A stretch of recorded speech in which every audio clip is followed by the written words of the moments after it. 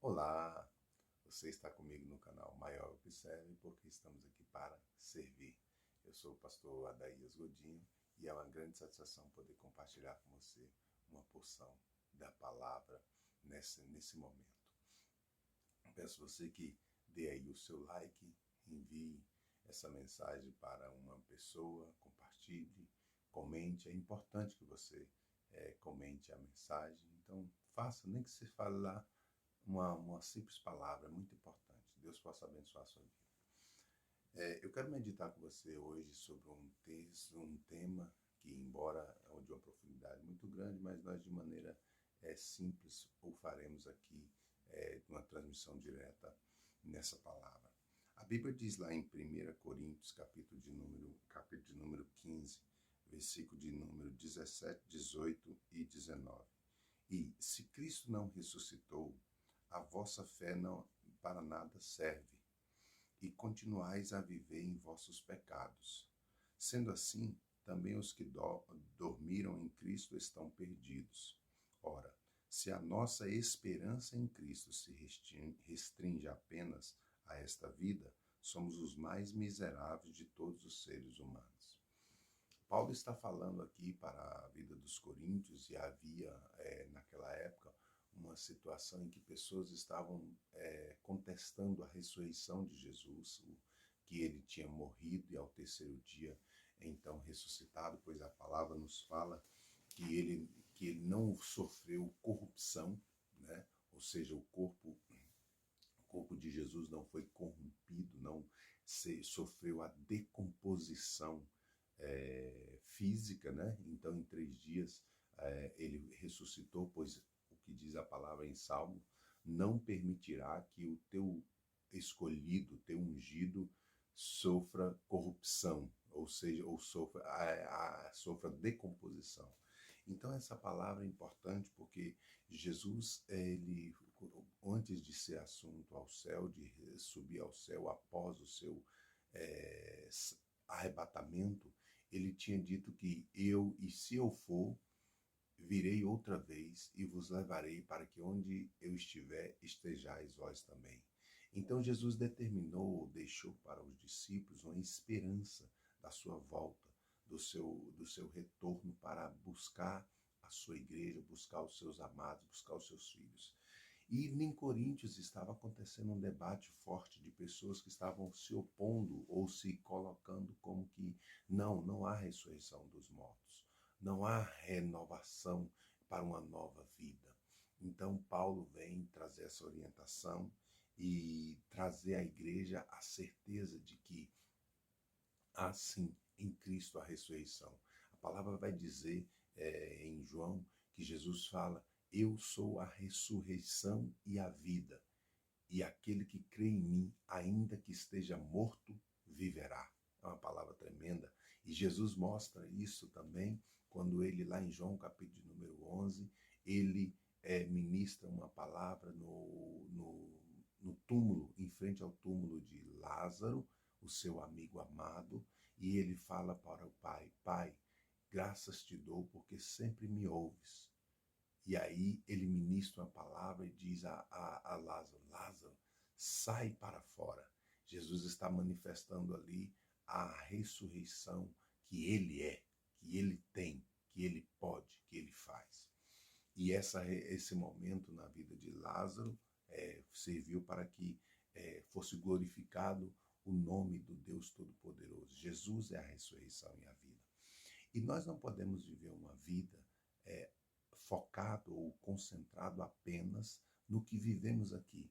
Pois a Bíblia mostra para nós, a palavra de Deus mostra para nós que ao longo da passagem dos séculos, desde o Jardim do Éden, em que os homens viviam 900 e tantos anos, 500 e tantos anos, Deus foi dando ao homem a oportunidade de ele poder ter contato com ele, o Criador. Mas o pecado do homem faz separação entre Deus e o homem. E então, com o passar das coisas e depois do pecado de Adão, que desobedeceu a Deus, Deus reduziu esse tempo de vida do ser humano aqui na Terra. Mas, no entanto, esse tempo de vida aqui está projetado, está direcionado para um tempo de eternidade. Então nós temos, embora um curto período aqui, nós temos uma eternidade pela frente. E o homem, ele foi chamado por Deus para viver essa esperança, caminhando na vontade de Deus, caminhando na direção do Senhor. Um pouquinho antes do capítulo 15 de Coríntios, nós vamos ver no capítulo 13, no versículo de número 13 também, os três sentimentos, os três fundamentos, né, que permanecem. Paulo está falando sobre a excelência do amor e ele fala no versículo 13 de 1 Coríntios 13. Sendo assim, permanecem até o momento estes três, a fé, a esperança e o amor. Contudo, o maior deles é o amor.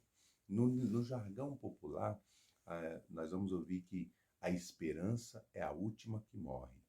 Em Cristo, a nossa esperança não morre, porque Ele é a esperança da sua igreja.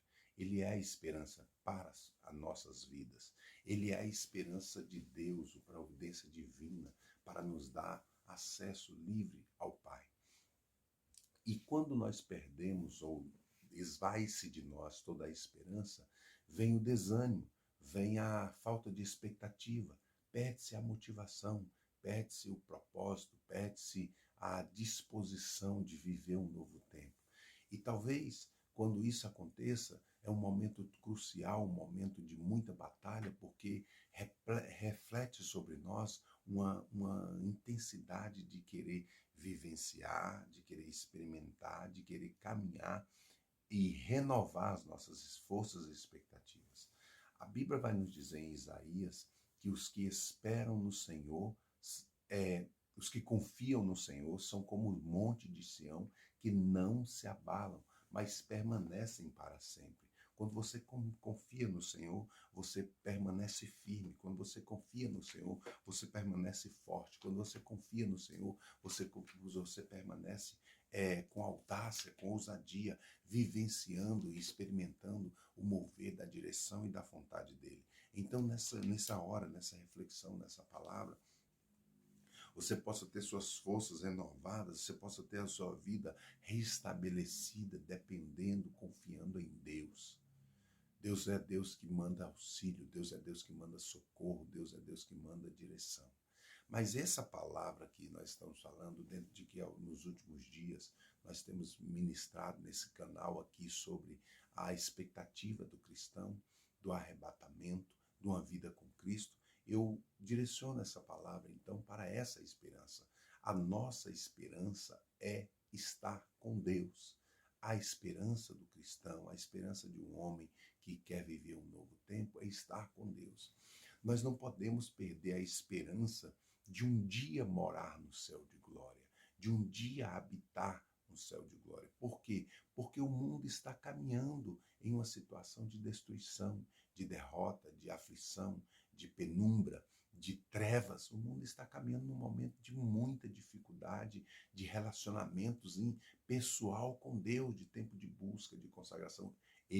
Você, precisamos buscar a Deus todos os dias, buscar a Deus todos os dias, falar com Ele, ter intimidade com Ele. E nós somos chamados para ter a esperança do arrebatamento. A esperança de que um dia iremos ser tirados da terra para morar com o Senhor. Para isso, então, precisamos firmar a nossa caminhada aqui. Precisamos estabelecer o nosso propósito aqui. Precisamos desenvolver a intimidade, a proximidade com Jesus, com o Espírito Santo, falar com Ele, ter vida de santidade, porque o mundo jaz na destruição e no maligno. As coisas não tendem a melhorar absolutamente, totalmente as coisas. O mundo vai de mal a pior. Nós vemos cada dia mais, temos falado aqui que o amor tem se esfriado, as pessoas têm perdido a afinidade, têm perdido a vontade de servirem uns aos outros, e nós precisamos nos voltar para na esperança de viver uma nova vida em Cristo em glória, com Cristo em glória, nós possamos buscar essa esperança e vivê-la para a glória de Deus, a esperança de estarmos com o coração sarado. E isso é importante para nós porque não podemos ter essa esperança e andarmos na prática de coisas que não agradam a Deus. E isso é um conflito de cada um de nós, meu, seu, um conflito pessoal. Por quê? Porque nós somos chamados para poder viver essa esperança e não podemos dar vazão àquilo que é as obras da carne, aquilo que são os desejos íntimos do ser humano, de cobiça, de ambições, de viver sobre a tutela ou sobre a influência de conquistar coisas aqui nessa terra de uma maneira sem limite. Não, nós temos que conquistar sim, porque isso é promessa de Deus. Deus fala para nós sermos prósperos, sermos cabeça e não sermos cauda. Temos bom êxito, temos bons exemplos, trabalharmos do suor do nosso rosto, colher o fruto do nosso trabalho, pois digno é o trabalhador do seu salário. Mas nós temos que ter a percepção, como temos falado aqui,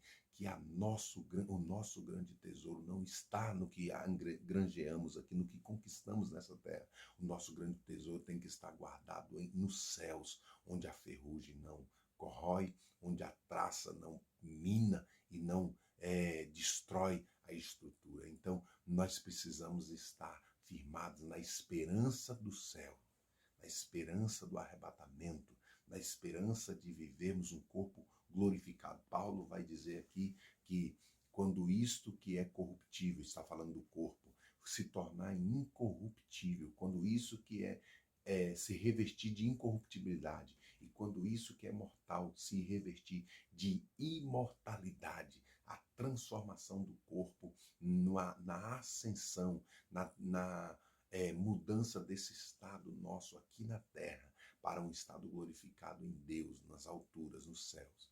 Essa é a esperança do cristão. Qual tem sido a sua esperança?